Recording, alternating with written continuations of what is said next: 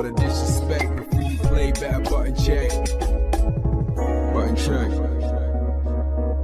What is up, Butt Check family? Welcome back to yet again a beautiful day, a beautiful new week of buttons that must be checked. Chapters down below if you guys want to skip around. We got two hot ones, man. Apparently, the Tekken community is not out of the woods yet. I guess Michael Murray said something on stream and people are passing it around, and I guess it's pissing everybody off. So we're gonna cover that, and also Street Fighter 6. We're talking about Alex and his cousin, AKA his wife, right? A lot of people were talking about that just last week, but also they were wondering, what the hell does Kenny Omega have to say about this? Because he's pretty much Alex.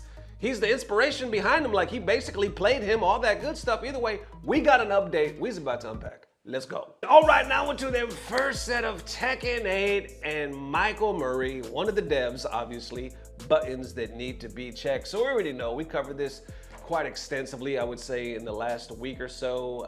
The last update is not hitting with the community. I think I've maybe seen like one content creator or something like that that said they didn't think the patch was too bad. Everybody else, and I mean everybody else, was like, this is not back to basics, this is back to some bullshit. It was a lot, right? Well, apparently Michael Murray was recently on a stream. He said something that triggers everybody, almost to the fact that he was like, we don't want to skew the game towards the pro players. We want to do it more towards the casuals. And I guess a lot of people took it some type of way. Check it out. We'll get that clip, then we'll get reactions. Let's go. Right here starting saying, this was one of those moments where I felt like game producer Michael Murray accidentally said the quiet part out loud. If your competitive game isn't skewed towards the high level players, then what you have is a glorified party game. Explains a lot about the state of T8. And this is the clip I was talking about. Check it out. Speed up sidesteps with 2 frames. Yeah, but then like there was just way too much sidestep in attack too, which was one of the things that made the game skewed just to higher level players.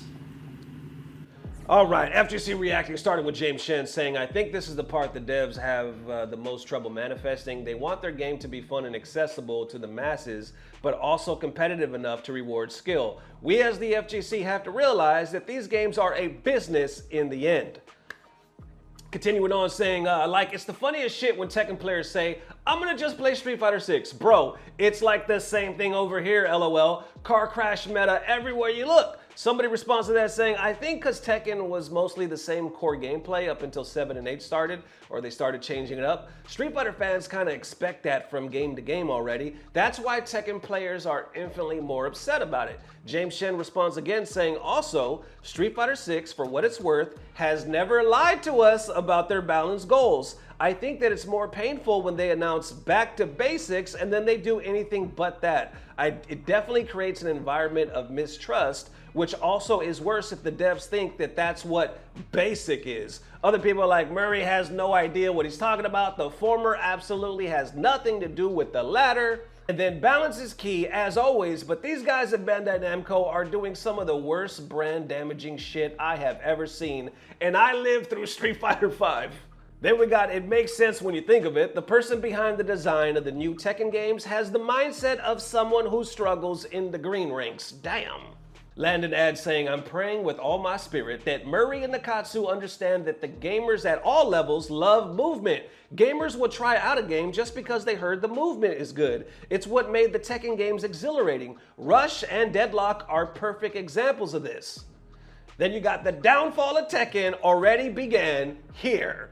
And there's way too much movement in our 3D movement, or there's way too much 3D movement in our 3D fighting game, so we toned it down, Michael Murray. And if you think this sort of thinking only permeates among devs at Bandai Namco, you're severely mistaken. This is the one I wanted to focus on. So you heard all of those, right? You heard the perspectives, and people are pissed about it, and they're like, yo, if you're going just towards the casuals, you're missing out. You're gonna have a glorified party game. Shen was saying like, well, I think this is where a lot of the devs get it wrong because, you know, they wanted to reward skill, but they also want to make it enjoyable to the masses. That's a balance that's really hard to do, especially as of late. Seems like a lot of devs are kind of missing that mark. Not saying all, but it definitely seems like we're having that issue quite a bit. Others are saying that, well, I think that in Street Fighter 6, well, Shen was saying it again, the biggest difference is at least our devs didn't promise us that. They didn't make this big announcement saying, hey, it's back to basics. And then they gave us a new update that was anything but. So it probably hurt the community even more because they got their hopes up. Then wrapping it up, people are like, okay, yeah, you guys may be cooking. But if you think this sort of thinking only permeates among devs at Bandai Namco, you're severely mistaken.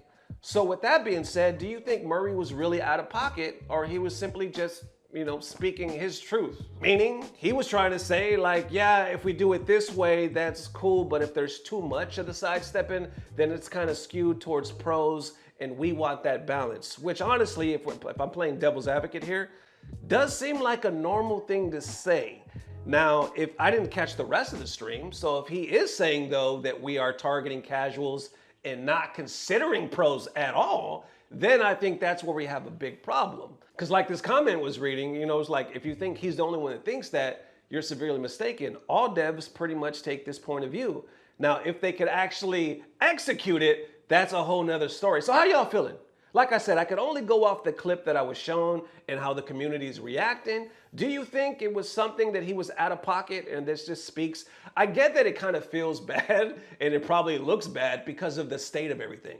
If Tekken was like in an okay spot and you heard him say that, you probably wouldn't think too much, I don't think. But because it's the way it is now, and it does seem like a big part of it in the last update is a damn trash fire, and people are walking away and yada yada, and then you hear him say that, I could see why it's triggering. I can see why it's worrying, and people are like, oh, it makes sense. This shit makes sense. Look at what he just said. You know what I'm saying? But all in all, how y'all feeling?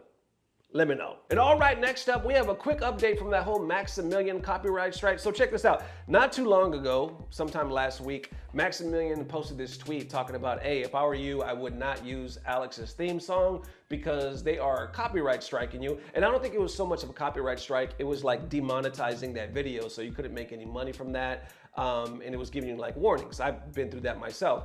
Well, he posted that on Twitter, and apparently, I guess the Jam Project and their account, they actually responded. So here's an update to what happened. Right here, Maximilian posted this saying, don't use the Street Fighter 6 Alex theme in videos on YouTube. Trust me on this one. And you can see all the parts on the right there where they flagged, which is basically the whole damn video.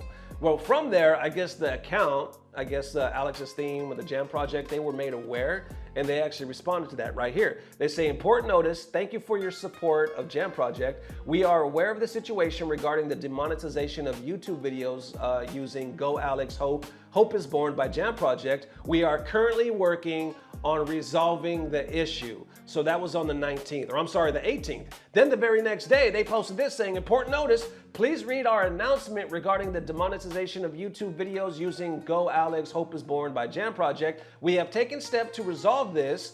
And videos using the song will no longer be demonetized. We apologize for the inconvenience caused by this matter. They posted a statement underneath, but it basically says the same thing. They corrected it. Maximilian responds again saying, big shout out Tekken Jam Project. My stream VOD featuring the song has been cleared of copyright. Hopefully this means that normal Street Fighter 6 gameplay should no longer hard flag on YouTube. Thanks very much. And there you have it. So that's cool, because I remember when I first saw that, I was like, that's weird as hell. A theme song in the game is getting copyrighted? That's weird. And some of y'all actually responded in the comments. You're like, we think it's because Jam Project and that whole thing. But they actually stepped up and they were like, the way it comes off is like, we want you guys to enjoy it. We don't want it to get demonetized. Make your bread. You know what I'm saying? We just wanted the awareness to be spread and y'all enjoy the music. So I think that was super dope. I just wanted to say it out there. It's not no big story, but I just wanted to do an update to the last one. How you feeling? Let me know. And all right, next up for that Kenny Omega, Alex and his cousin. Buttons that need to be checked. If you're not caught up with this one, sometimes last week, the whole lore story, people were playing Alex, enjoying him. He was just released and he looks OP. He looks amazing. But then they were playing story mode and they realized like, oh, wait a minute. This dude married his cousin. Not only that, they show pictures of his cousin pregnant. He done got his cousin pregnant. It's this whole thing. There's a video on the channel if you guys want to check that out at the FGC reacting and all that stuff, right? But I saw some tweets around that time that said, has anybody checked on Kenny? has anybody talked to Kenny? You know, because Kenny was so excited to play Alex. He basically embodied him from professional wrestling to Street Fighter fan, and now he is basically his exact representation. Hell, Alex taking some of his real life moves. He is the embodiment. He is Alex in Street Fighter 6. He was at Cap Cup cosplaying as Alex. Big thing. You know, Kenny has been around, and I feel like Kenny is for real FGC, but we'll talk about that in a second. Anyway, this story breaks. We don't hear nothing from a lot of devs. We don't hear nothing from Kenny Omega. So people are curious. Matter of fact, if you go to Kenny's page when all this was happening, you see right here, Kenny Omega, it's crickets.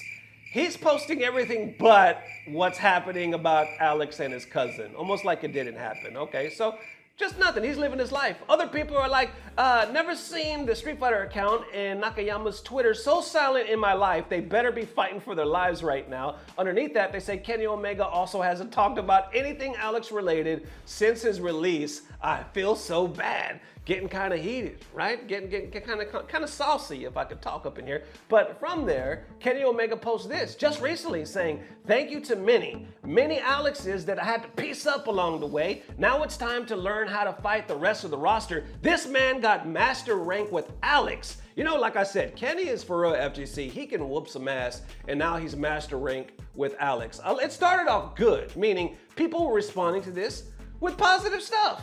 You know, they were like, that's what's up. He's my GOAT. If you want to run some sets, let me know. Like LPN right here saying, hey, that's my guy right here. Let me know if you ever want to run the ones and we can see who got the stronger power bomb. Others adding to that sentiment saying, good luck, brother, and your work really shines in this character. And you did it before me. Good job. But then the FGC kicks into gear and they say, does he know?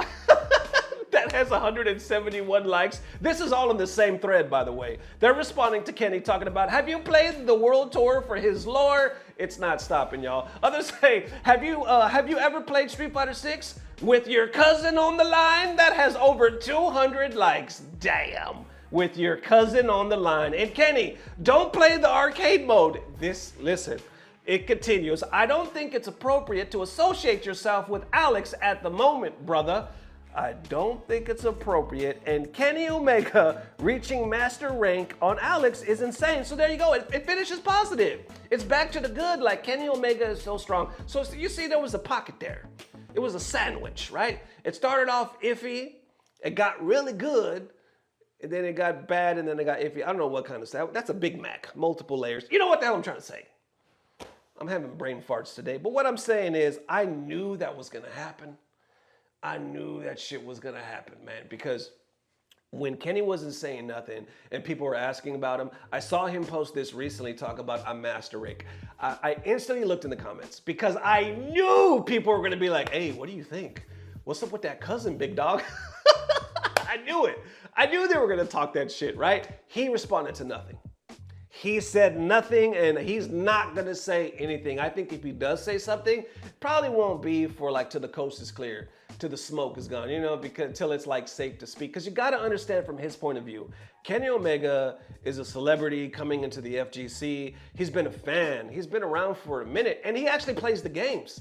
He's actually really good. You know, I feel like we've had multiple celebrities come in and out throughout the FGC. Some of them still play fighting games, obviously. But to my knowledge, Kenny's the only one that actually stuck. A lot of them come in, do something big or whatever, and they bounce. Like I said, they might still be gamers, but from what I've seen, Kenny's still here. Like who did I meet? I've never met Kenny, but I got to meet Xavier Woods. I got to meet Xavier, and that's when Button Check first started, man. I was only like 4 months old. It was my first Evo, got a lot of love, and he was cool, right? I don't even think like he knew my name or anything like that. I just met him behind stage and all that stuff. So he was cool. Never got to meet Kenny. But Kenny is still here to this day. And now he was put in a position where he gets to basically be in the game. Like he's in a dream position for him because he's such a big fan of Street Fighter. He's such a big fan of Capcom. He's in a dream job right now. He's like, yo, I get to do this? This is amazing. Then he's at Capcom speaking Japanese, cosplaying as Alex. He's doing some great work. And then this happens. So you gotta imagine from his point of view, it's not like he could just come out and be like, oh, this is some bullshit. Y'all say this shit. He can't say nothing. This is his employer. You know what I'm saying? Like he was just on cloud 9 And then Alex drops, and all this goes like pretty much viral with, as far as last week. He's not going to say nothing. He can't say nothing. He's between a rock and a hard cousin. I don't know. You know what I'm talking about. He's in a rough spot. It's a rock right here and a cousin right here. You know what I'm trying to say.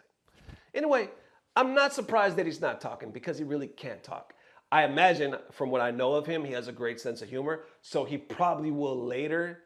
And he's probably only said stuff to people that are really, really close to him right now where he can kind of joke about it or vent. But online, he ain't saying nothing. He's just going to be smart about it, let the smoke clear, rank up, and, fucking Alex Nation, I guess. But honestly, if you were Kenny, would you do any different? Like, everything that he did, everything that led up to this, and you're finally in the game, then on release day, this goes viral. What are you going to do? You know what I'm saying? Like, it's just kind of a shitty situation, but overall, glass half full, people seem to be really enjoying Alex. How y'all feeling? Let me know. That is one more time, Butt Check family. Appreciate the massive love. I will see you soon. Matter of fact, I will see you tomorrow for that HT. If we have breaking news, I'll see you later on tonight. Otherwise, this will be the only video for the day. So chapters down below, all that good stuff for the links. And as always, I don't know what it is, but I know somehow, some way, it's about to get better. Love y'all forever. Peace. Blah, blah, blah. Subscribe. Like you married your cousin or some stupid shit, you know? Yeah, my wife, my wife is my cousin or whatever, but it's not like what you think, whatever, It's not like what, look, we grew up together, and she grew up hot, she fucking grew up hot, and all my friends were trying to fuck her, and I'm not gonna let someone else fuck my cousin, If anyone's gonna fuck my cousin, it's gonna be me out of respect.